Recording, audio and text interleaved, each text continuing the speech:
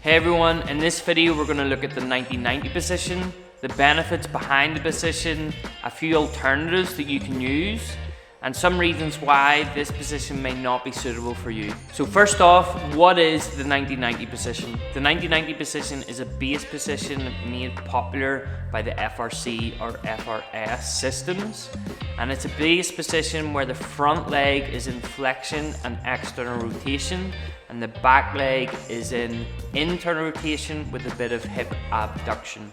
The reason why this position was so popular is that when people get into it, they're targeting all them ranges of motion just by sitting there. However, you do require a certain amount of prerequisite flexibility in the hips just to maintain or get into this position to start with.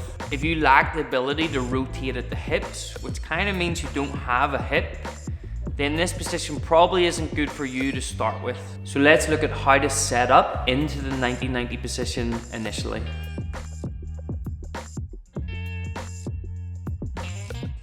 As you can see that my front leg, which here is my left leg, is placed out in front with a 90-degree bend at the knee, and my back leg also has a 90-degree bend.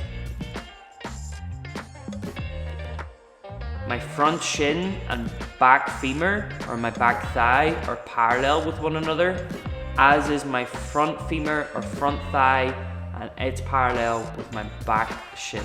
Ideally, we want both knees and both feet planted to the floor. We want our pelvis relatively neutral, our spine nice and tall, and a little bit of extension in the spine is ideal.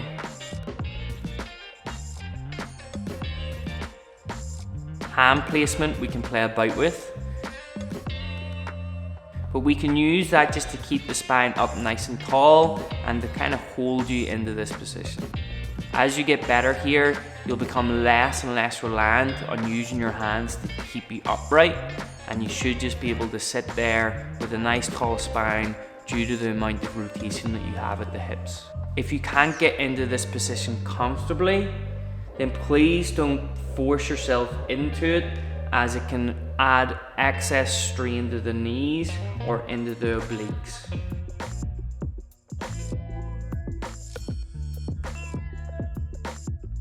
So if this ideal 90-90 position isn't accessible to you yet, here are two options that we use for improving external rotation and internal rotation of the hip. The first stretch is for external rotation of what would be the front leg.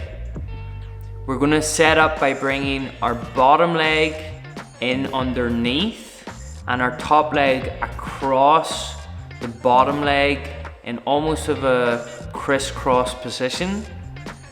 You're going to grab the top leg knee and rotate so that your chest faces that same side knee.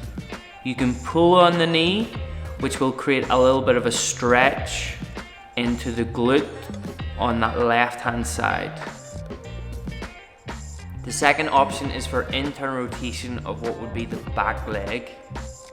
Take a seat on a bench or a box.